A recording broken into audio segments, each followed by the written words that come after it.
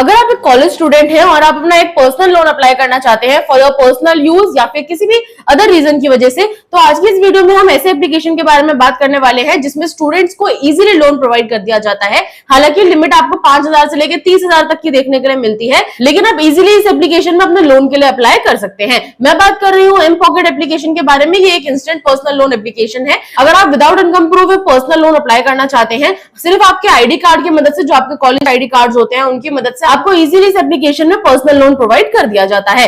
इसके अलावा 1 से 2 घंटे के अंदर आपके बैंक अकाउंट में लोन अमाउंट भी ट्रांसफर कर दिया जाएगा। तो बिना टाइम वेस्ट करे चलिए बढ़ते हैं हमारे वीडियो की तरफ और जानते हैं कि हम किस तरीके से एक स्टूडेंट के लिए पर्सनल लोन अप्लाई कर सकते हैं।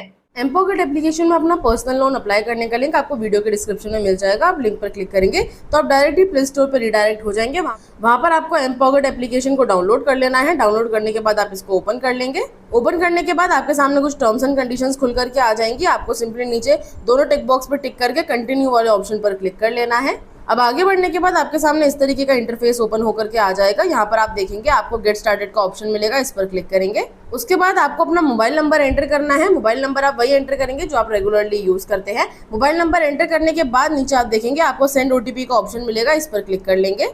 सेंड ओटीपी पे क्लिक करने के बाद आपके दिए हुए मोबाइल नंबर पर एक ओटीपी कोड आएगा। ओटीपी आप वेरीफाई कर लेंगे। ओटीपी वेरीफाई करने के बाद आपसे आपकी ईमेल आईडी पूछी जाएगी। तो जो भी ईमेल आईडी आपके मोबाइल फोन में ओपन होंगी वो यहाँ पर आपको देखने के लिए मिल जाएंगे। आप अपने अकॉर्डिंग कोई भी जीमेल आईडी यहाँ पे सेलेक्ट कर सकते हैं।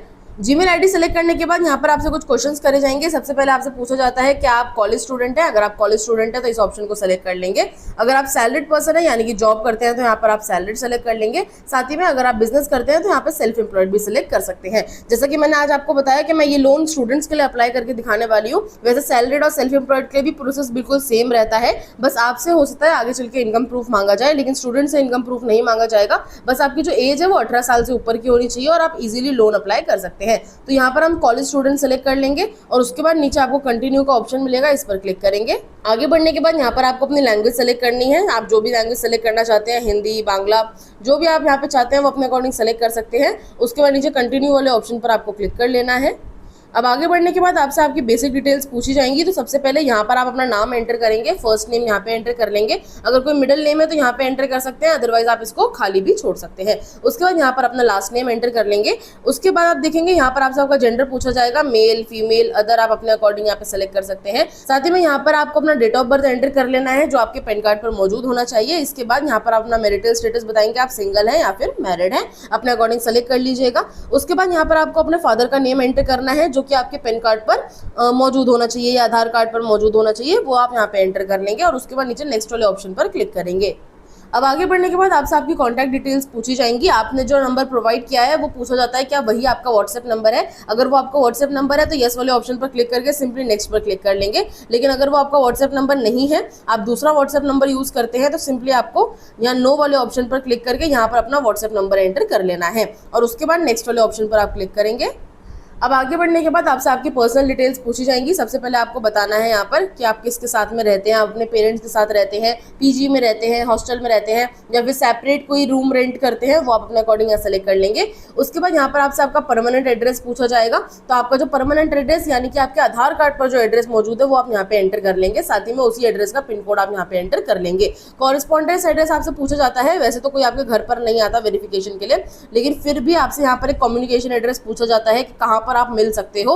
तो अगर आप अपने परमानेंट एड्रेस पर ही रहते हैं, अपने आधार कार्ड वाले एड्रेस पर ही रहते हैं, तो यहाँ पर आपको एक टिक बॉक्स देखने के लिए मिलेगा, सेम एज परमानेंट एड्रेस। इसी ऑप्शन को आप सेलेक्ट कर लेंगे।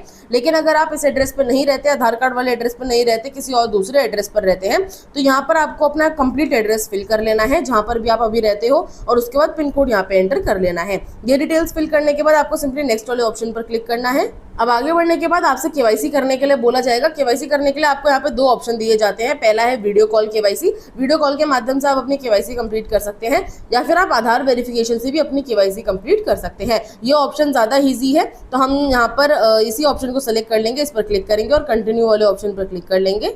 आगे बढ़ने के बाद आपसे आपके आधार कार्ड की डिटेल्स वगैरह पूछी जाएंगी। तो सबसे पहले यहाँ पर आप अपने पैन कार्ड का नंबर एंटर करेंगे, यहाँ पर अपने आधार कार्ड का नंबर एंटर करेंगे। यहाँ पर आपको इस टिक बॉक्स पर टिक करना है कि आप कंसेंट दे रहे हैं अपने आधार वेरिफिकेशन के लिए और नीचे गेट ओटीपी वाले ऑप्शन पर क्लिक कर देंगे। उसके बाद आपके आधार कार्ड से लिंक मोबाइल नंबर पर एक ओटीपी कोड भेजा जाएगा। वो ओटीपी फिल करने के बाद आप सिंपली नीचे कंटिन्यू पर क्लिक करेंगे। अब आगे बढ़ने के बाद जैसे कि हमने कॉलेज स्टूडेंट के लिए सेलेक्ट किया था, तो यहाँ पर आपसे पूछा जाएगा कि आपका कॉलेज कहाँ पर है। जहाँ पर भी आपका कॉलेज है वहाँ का आप पिन कोड एंटर कर लेंगे। इसके बाद आपसे पूछा जाता है कि आप कौन से कॉलेज में यहाँ पर आपने एडमिशन लिया हुआ है, आप कौन से कॉलेज में पढ़ते हैं, तो कॉलेज का नाम यहाँ पे एंटर करेंगे, सिटी यहाँ पे एंटर करेंगे और स्टेट एंटर कर लेंगे। उसके बाद यहाँ पर आपसे पूछा जाता है कि आपके कैंपस में कितने स्टूडेंट्स हैं। आप एक एस्टिमेट बता देंगे कि मेरे कॉलेज में इतने स्टूडेंट्स हैं, नंबर ऑफ स्टूडेंट्स यहाँ पर आप सेलेक्ट कर लेंगे और उसके बाद नीचे आपको नेक्स्ट वाले ऑप्शन पर क्लिक कर लेना है। अब आगे बढ़ने के बाद कुछ और डिटेल्स आपके कॉलेज से रिलेटेड आपसे पूछी जाएंगी। सबसे पहले कि आपने कॉलेज कब स्टार्ट किया था, वो आप यहाँ पे सेलेक्ट करेंगे, ईयर यहाँ पे बता देंगे और उसके बाद यहाँ पर आपको बताना है कि आपकी ग्रेजुएशन कब कंप्लीट होने वाली है। यहाँ पर आप मंथ और ईयर सेलेक्ट कर लेंगे। आप जब भी अपनी ग्रेजुएशन कंप्लीट करने वाले होंगे आपको आइडिया होगा कि आपकी ग्रेजुएशन कब कंप्लीट होगी और ये डिटेल्स फिल करने के बाद सिंपली नेक्स्ट पर क्लिक कर लेंगे। आगे बढ़ने के बाद आपसे आपकी डिग्री के बारे में पूछा जाएगा, तो यहाँ पर आपको अपना डिग्री टाइप सेलेक्ट करना है। आप बैचलर सेलेक्ट कर सकते हैं, मास्टर सेलेक्ट कर सकते हैं, प्रोफेशनल सेलेक्ट कर सकते हैं, जो भी आप काम करते हैं अपने अकॉर्डिंग यहाँ सेलेक्ट कर लेंगे। जो भी आपकी डिग्री होगी वो आप सेलेक्ट करेंगे और उसके बाद यहाँ पर आपको अपनी नेम ऑफ द डिग्री बतानी है, यानी कि क्या नाम है आपकी डिग्री का। जैसे आप BA कर रहे हैं, BBA कर रहे हैं, BSc कर रहे हैं, BCom कर रहे हैं, वो आप अपने अकॉर्डिंग सेलेक्ट कर लेंगे। उसके बाद यहाँ पर आपसे आपका स्पेशलाइजेशन पूछा जाता है, यानी कि आप किस चीज में अपना ग्रेजुएशन कंप्लीट कर रहे हैं। फाइनेंस में कर रहे हैं, फिजिक्स में कर रहे हैं, सर्जरी में कर रहे हैं, जो भी आपके पास ऑप्शन हो वो आप अपने अकॉर्डिंग यहाँ पे एंटर कर लेंगे। उसके बाद यहाँ पर आपसे आपका टाइप ऑफ अटेंडेंस पूछा जाएगा। इस पर क्लिक करके आप अपने अकॉर्डिंग अपना टाइप ऑफ अटेंडेंस सेलेक्ट कर सकते हैं, यानी कि आप फिजिकली जाते हैं कॉलेज या फिर आपका ऑनलाइन क्लासेस होती है, जो भी आप अपने अकॉर्डिंग यहाँ सेलेक्ट कर लेंगे और उसके बाद सिंपली नेक्स्ट वाले ऑप्शन पर क्लिक करेंगे। अब आगे बढ़ने के बाद यहाँ पर आपको अपनी स्टूडेंट आईडी कार्ड की फोटो अपलोड करने के लिए बोला जाएगा। तो यहाँ पर आप सबसे पहले फ्रंट साइड का फोटो अपलोड करेंगे। यहाँ पर आपको एक प्लस का ऑप्शन देखने के लिए मिलेगा, इस पर क्लिक करेंगे और फ्रंट साइड अपलोड कर देंगे। उसके बाद दोबारा से यहाँ पर आपको एक प्लस का साइन देखने के लिए मिलेगा, इस पर क्लिक करके आप बैक साइड का फोटो अपलोड कर देंगे। ये डिटेल्स फिल करने के बाद आपको सिंपली नेक्स्ट वाले ऑप्शन पर क्लिक करना है।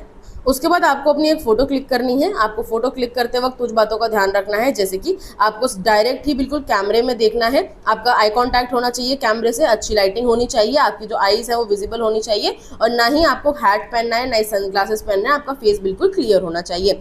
ये सारी बातों का आप ध्यान रखेंगे और उसके बाद आपको अपनी एक फोटो क्लिक कर लेनी है। आप इस प्लस वाले ऑप्शन पर क्लिक करके अपनी एक फोटो क्लिक कर लेंगे और उसके बाद सबमिट वाले ऑप्शन पर क्लिक कर देंगे। अब आगे बढ़ने के बाद आप देखेंगे आपकी जो एप्लीकेशन है वो ऑलमोस्ट कंप्लीट हो चुकी है। यहाँ पर आपकी पर्सनल इन्फॉर्मेशन 100% फिल हो गई है, स्टूडेंट इन्फॉर्मेशन फिल हो गई है, आपने सेल्फी भी अपलोड कर दी है। अब नीचे आप देखेंगे आपको कंप्लीट एप्लीकेशन का ऑप्शन मिलेगा, इस पर क्लिक कर लेंगे। आगे बढ़ने के बाद आप देखेंगे आपको एक प्री अप्रूव लोन देखने के लिए मिल जाएगा। जैसे कि मुझे यहाँ पे 10,000 रुपए का लोन प्रोवाइड किया गया है। आपको अपने सिविल स्कोर के अकॉर्डिंग या फिर आप किस तरीके से पहले आपने लोन लिया है या नहीं लिया है, बैंक अपनी साइड से आपको एक लोन अमाउंट दे देता है। अगर आप वो लोन लेना चाहते हैं तो सिंपली नीचे कंटिन्यू वाले ऑप्शन पर क्लिक करेंगे। उसके बाद यहाँ पर आपसे आपकी बैंक की डिटेल्स पूछी जाएंगी, जिस बैंक अकाउंट में आपको अपना अमाउंट रिसीव करना है उसका IFSC कोड आप यहाँ पे एंटर कर लेंगे। अपना जो भी आपका बेनिफिशियरी है, जिसका भी अकाउंट है, आप जिसका भी अकाउंट दे रहे हैं उसका नाम यहाँ पे एंटर करेंगे, अकाउंट नंबर एंटर करेंगे, साथ ही में दोबारा से कंफर्म करेंगे और नेक्स्ट पर क्लिक कर लेंगे।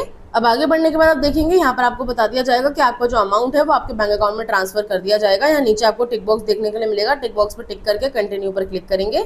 उसके बाद आपके सामने एक एग्रीमेंट खुल करके आ जाएगा, आपको सिंपली नीचे आई एक्सेप्ट वाले ऑप्शन पर क्लिक करना है। अब आगे बढ़ने के बाद आप देखेंगे यहाँ पर आपको बता दिया जाएगा आपका जो लोन है वो अंडर प्रोसेस चल रहा है, यानी कि अब आपका जो लोन अमाउंट है वो आपके बैंक अकाउंट में कुछ ही मिनटों में या फिर कुछ घंटों में ट्रांसफर कर दिया जाएगा।